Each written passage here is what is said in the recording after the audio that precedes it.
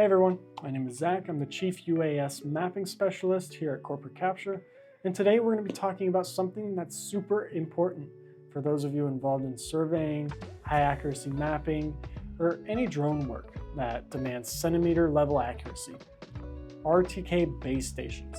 Today we're comparing DJI's tried and true DRTK2 with the brand new DRTK3. What's changed, what's improved, and more importantly, is it worth the upgrade? Let's get into it. Now, before we get into the hardware, let's take a minute to really understand what RTK is and why it matters. RTK stands for real-time kinematic positioning. It's a technique that enhances the accuracy of GPS positioning by using a fixed base station to correct the real-time location data coming from your drone. Here's the deal. Standard GPS is great for navigation, but it usually only gives you accuracy within 1 to 3 meters. That might be fine for general tracking, but when you're doing serious work like construction site mapping, 3D modeling, or precision agriculture, I know there's a few of you out there, that kind of margin for error just doesn't cut it. RTK solves this by transmitting correction data from the base station to the drone. It compares the signals from the same group of satellites received by both the base and the drone and applies real-time mathematical corrections. The result is positioning accuracy within 1 to 2 centimeters, horizontally and vertically. This level of positioning isn't just nice to have, it's mission critical. Think about it. When you're calculating the volume of a stockpile or planning a cut and fill operation, even small positional errors can translate into huge miscalculations. In infrastructure, inspections RTK lets you return to the exact same point in the air across multiple flights, essential for time-lapse tracking and change detection. Both stations are built to withstand tough field conditions with IP65 ratings. The DRTK2 has been a staple for years, and it's held up well in wind, rain, and heat. The DRTK3 keeps all that toughness and has a sleeker body that's a bit more refined and easier to mount.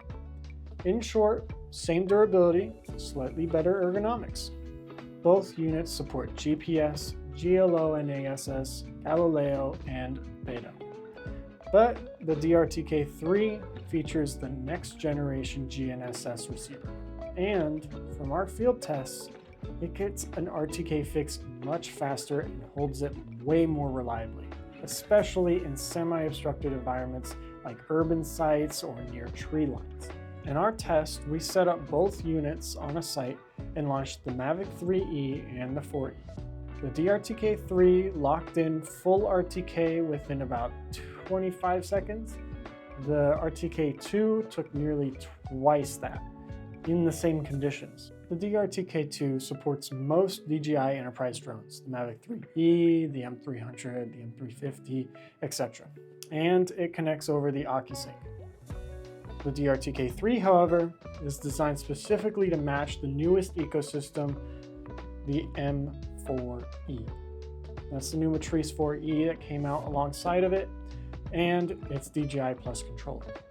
It offers tighter integration with DJI Pilot 2, supports 4G network dongles for remote locations, and gives more flexibility for future compatibility. In our opinion, if you're flying the newest generation of enterprise drones, the DRTK3 just pairs more seamlessly. Now, battery life is an interesting point of comparison. The DRTK3 has an internal 6,500 mAh battery that gives you around 7 hours of runtime in a base station mode. That's a solid improvement over the DRTK2 when it's running on a single WB37 battery, which only gives you about 2 hours. However, the DRTK2 does have a trick up its sleeve: hot swappable batteries.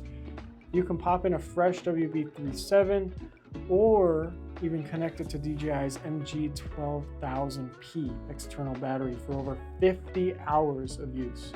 That kind of flexibility makes the DRTK2 extremely versatile for long days in the field. That said, we did notice that the DRTK3 feels more polished in terms of user experience.